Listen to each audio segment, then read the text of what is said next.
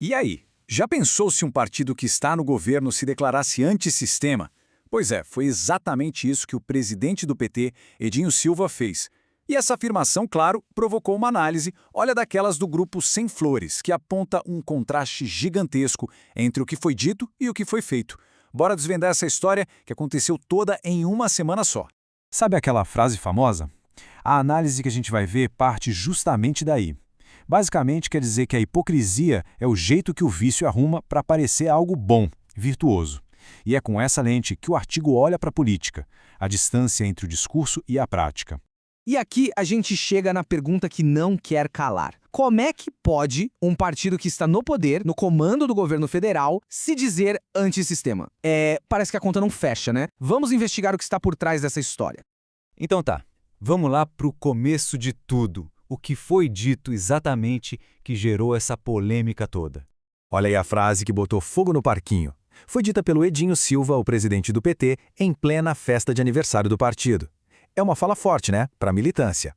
Coloca o governo como se fosse uma força de oposição ao sistema. A questão que a análise levanta é: por quanto tempo essa imagem de antissistema se sustentou?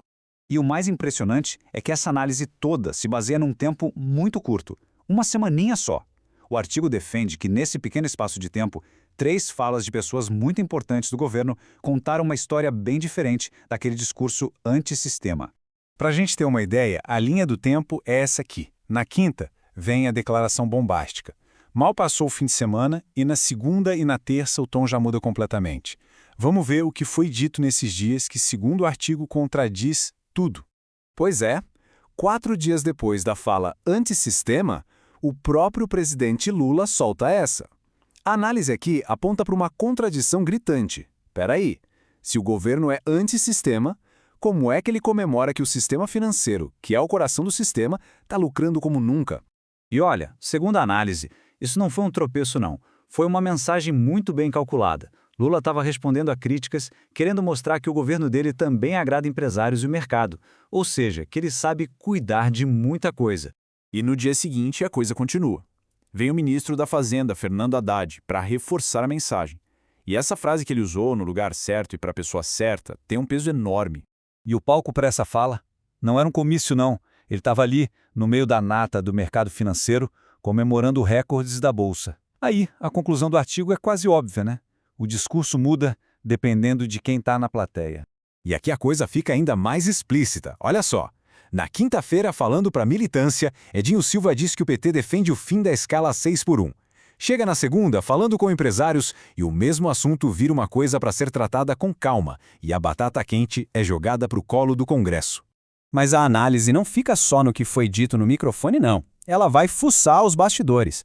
Na mesma noite da declaração antissistema, Lula estava jantando com o presidente da Câmara. Poucos dias depois, a proposta do fim da jornada 6x1 é convenientemente arquivada. Coincidência? O artigo acha que não. Ok, então a gente juntou todas essas peças, essas falas, esses encontros. E aí, qual é a grande tese, a conclusão do Grupo Sem Flores?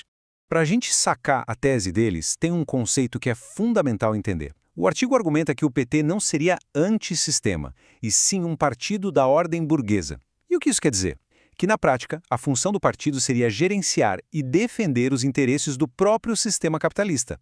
E aqui vem a conclusão da análise sem meias palavras. O artigo afirma que, por trás do discurso para a militância, o PT se tornou, na prática, o melhor gerente que o capitalismo brasileiro poderia ter encontrado neste século. Mas a análise não serve só para apontar o dedo, sabe? A partir disso tudo, o autor faz um chamado, uma convocação. O alerta que fica é o seguinte: esse padrão de discurso duplo tende a piorar, principalmente em época de eleição. A retórica antissistema serviria como uma isca para a classe trabalhadora, enquanto as ações de verdade continuam a favor do sistema. E no fim das contas, o artigo aponta um caminho. Para o Grupo Sem Flores, a solução não está no jogo eleitoral que a gente conhece. O caminho seria outro. Primeiro, denunciar essa duplicidade. Segundo, organizar a luta dos trabalhadores de forma independente. E terceiro, lutar para superar o próprio sistema. E a gente encerra com essa pulga atrás da orelha, né? Essa análise de uma única semana deixa uma pergunta no ar. O que define a realidade da política é o discurso feito no palanque ou são as ações tomadas nos bastidores do poder? A resposta para isso pode mudar tudo.